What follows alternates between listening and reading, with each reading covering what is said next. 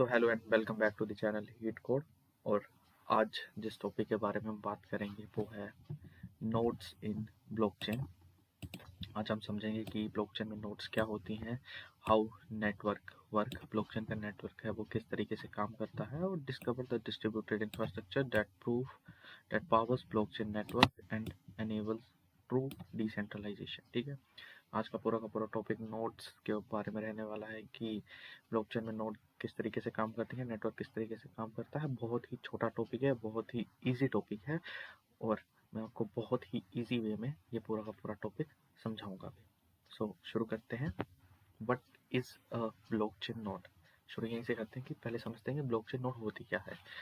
A node is any device running blockchain software that connect to the network. ठीक है, a node a node एक कोई भी node को एक डिवाइस मान लीजिए जो कि पूरी की पूरी ब्लॉकचेन सॉफ्टवेयर को चला रहा है और जो कि उसे नेटवर्क के साथ कनेक्ट करता है। These independent participants validate, store and share blockchain data। ये जो independent participants हैं मीन्स जो nodes हैं वो validate करती हैं, store करती हैं और share करती हैं blockchain data को, ensuring the security and decentralization that defines the technology। ensure करती हैं security को और main decentralization को maintain करती हैं, जो कि define करता है किसे, वेब 3 टेक्नोलॉजी को या ब्लॉकचेन टेक्नोलॉजी को, जिसमें हमारे पास कोई मीडिएटर नहीं होता है, मीन्स कोई हमारे पास सर्वर नहीं होता है, सब डिसेंट्रलाइज होता है। Okay, nodes function as independent custodians of the blockchain ledger, maintaining network integrity by verifying information without relying on central authority। Same वही है कि पूरी की पूरी नेटवर्क इंटीग्रिटी को वेरीफाई करती हैं और बिना किसी सेंट्रल अथॉरिटी के रिलाई करती हैं। सो काम कैसे करती हैं ये?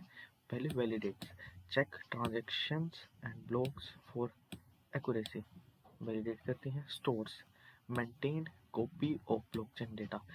अब अगर क्या होता है कि जो वेब 2.0 है उसमें भी अगर मान लो कि हम गूगल का एग्जांपल है, तो गूगल किसी एक सर्वर के ऊपर अपना पूरा डेटा स्टोर नहीं करता है, क्योंकि बाई चांस अगर इस सर्वर में कभी प्रॉब्लम आ गई तो डेटा रिकवर नहीं होगा, तो वो क्या करता है, मल्टीपल लोकेशन में डेटा की कॉपी बना देता है। जैसे एशिया के लिए अलग से डेटा सर्वर होगा और यूरोप के लिए अलग होगा, सबकी कॉपी होगी। अब मान लीजिए कभी इस डेटा सेंटर में कुछ प्रॉब्लम आती है तो डेटा यहाँ से रिट्रीव किया जा सकता है। वैसे ही सेम वे में ब्लॉकचेन क्या करती है, जो नोड्स होती हैं वो क्या करती हैं, ब्लॉकचेन डेटा को मेंटेन करती हैं और उसकी कॉपी बना के रखती हैं कि बाई चांस अगर किसी एक नेटवर्क में प्रॉब्लम आए या किसी एक नोड में प्रॉब्लम आए तो दूसरी के साथ डेटा रिट्रीव किया जा सके। Share broadcast information across the network, पूरे नेटवर्क में इंफॉर्मेशन को शेयर करती हैं। अब टाइप्स ऑफ नोड, हमारे पास कितने टाइप्स की नोड होती हैं? हमारे पास मेनली 3 टाइप की नोड्स होती हैं, फुल, लाइट और माइनिंग। ठीक है, फुल नोड क्या होती है, store entire blockchain and validate all transaction and block independently. Full node क्या करती है, पूरी ब्लॉकचेन को स्टोर करती है और वैलिडेट करती है ट्रांजैक्शन और ब्लॉक को independently. They serve as the complete network participant with full verification capabilities. ये वो नोड होती है जिसके पास पूरा का पूरा डेटा होता है ब्लॉकचेन नेटवर्क का। और सेकंड होती है हमारे पास light node, store only relevant data और rely on full node for validation. इसके पास लिमिटेड डेटा होता है और वैलिडेशन के लिए किसके ऊपर, फुल नोड के ऊपर रिलाई करती है। Optimized for low source devices like mobile phone, they provide blockchain access without heavy weight storage requirement. ठीक है, लाइट नोड्स किस में होती हैं, optimized for low resource device like mobile phones, जहाँ से हम ब्लॉकचेन टेक्नोलॉजी को एक्सेस कर सकें, ट्रांजैक्शंस कर सकें, बिटकॉइंस वगैरह बेच सकें, तो वो लाइट नोड के ऊपर काम होता है। अब आपके फ़ोन फॉर एग्जांपल, जब से बिटकॉइन या जब से ब्लॉकचेन टेक्नोलॉजी चली आ रही है, अब तब से मान लीजिए 10-15 साल हो गए हैं, तो इतना सारा डेटा हो गया होगा, पता नहीं कितने टीबी कितने जीबी का डेटा हो गया होगा, तो वो आप अपने फ़ोन में तो नहीं रख सकते। इसीलिए आपको लाइट नोट दी जाती है कि जितनी आपको रिक्वायरमेंट है उतना ही मिले, वरना आपका फ़ोन 128 जीबी स्टोरेज के साथ है और आपके पास ब्लॉकचेन का डेटा पूरा का पूरा पता नहीं 5-6 टीबी का हो, अगर हो गया, फॉर एग्जांपल बोल रहा हूँ, इससे ज़्यादा ही होगा, अगर 5-6 टीबी का डेटा हो गया तो आप कैसे उसके अंदर रख पाएंगे, इसीलिए आपको एक पोर्शन दिया जाता है। लास्ट होती है हमारे पास mining node, specialized node that solve cryptographic puzzle to create block and secure the network. Mining nodes क्या होती हैं? जो कि सोल्व करती हैं क्रिप्टोग्राफिक पजल को और क्रिएट करती हैं नए ब्लॉक को और सिक्योर करती हैं किसे? नेटवर्क को। माइनिंग नोड्स और माइनर के बारे में हम अपनी आने वाली नेक्स्ट वीडियोस के बारे में और डीप में पढ़ेंगे, सो आप नेक्स्ट लेक्चर भी ज़रूर देखें।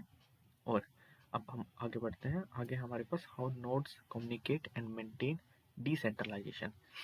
Nodes from peer to peer network where Nodes form a peer-to-peer network where each participant operates as an equal with no central coordinator directing to flow of information. Nodes एक peer to peer network create करती हैं। वही simple कि अगर एक ये है, एक ये है, एक ये है, तो ये इसके साथ शेयर करेगी डेटा, ये इसके साथ करेगी, ये इसके साथ करेगी, ये इसके साथ करेगी, ये इसके साथ करेगी, ये इसके साथ करेगी। तो सिमिलर वे में सेंट्रल में कोई नहीं है, सिर्फ एक दूसरे के साथ पीयर टू पीयर नेटवर्क बना रहे हैं। सेंट्रल कोऑर्डिनेटर कोई नहीं है और उसी के ऊपर पूरी की पूरी अपना फ्लो जो है बनाया हुआ है बिना किसी सेंट्रल कोऑर्डिनेटर के। कैसे होगा? सबसे पहले करेंगे ब्रॉडकास्ट, उसके बाद कंसेंसस होंगे, फिर वेरिफिकेशन होगी, फिर रेजिलेंस होगा। ठीक है। Consensus protocol like proof of work, अपने आने वाले नेक्स्ट वीडियोस में हम बहुत अच्छे से पढ़ेंगे प्रूफ ऑफ वर्क क्या होता है, और ये बहुत ही इम्पोर्टेंट पॉइंट है ब्लॉकचेन नेटवर्क के वेब 3.0 के पर्सपेक्टिव में। ensure all nodes agree on blockchain stage creating just through mathematical rather than institutions. Okay, अब एग्जांपल के साथ समझते हैं। Bitcoin nodes network, real world example. Bitcoin का जो नोड नेटवर्क है वो एक एग्जांपल है नोड्स को समझने के लिए। इसमें एक फुल नोड होती है, एक माइनिंग नोड होती है। Full node stores complete blockchain history and validate all transaction independently, ensuring Bitcoin integrity and security. जब से बिटकॉइन चले आ रहे हैं तब से लेके अब तक का पूरा बिटकॉइन का डेटा आपको फुल नोड के अंदर मिल जाएगा। जहाँ से मान लो कि अगर ये पहला ब्लॉक है जहाँ से ब्लॉकचेन शुरू हुई है और अभी तक जितने ब्लॉक बन गए हैं या बन रहे हैं, वहाँ तक का पूरा डेटा आपको किस में मिल जाएगा? फुल नोड में मिल जाएगा। ओके, अब माइनिंग नोड क्या होती है? Compete to solve cryptographic puzzle by a proof of work, adding new block to the ledger and earning block rewards. अब क्या होता है? माइनिंग नोड्स और माइनर और cryptographic puzzle proof of work new add कैसे ब्लॉक होता है, इसके बारे में हम फर्दर आने वाली वीडियो में डिटेल्स में पढ़ेंगे। अभी आप इतना समझ लीजिए कि हमने जैसे बताया कि यहाँ पे एक नोड है फुल नोड जो पहले से चली आ रही है, जिसमें बिटकॉइन का पूरा डेटा बना। अब मान लो किसी यूज़र ने एक ट्रांजेक्शन करी, जिसे उस ट्रांजेक्शन को अब इस फुल नोड में स्टोर करना है, तो क्या होगा? माइनर नोड क्या करेगी?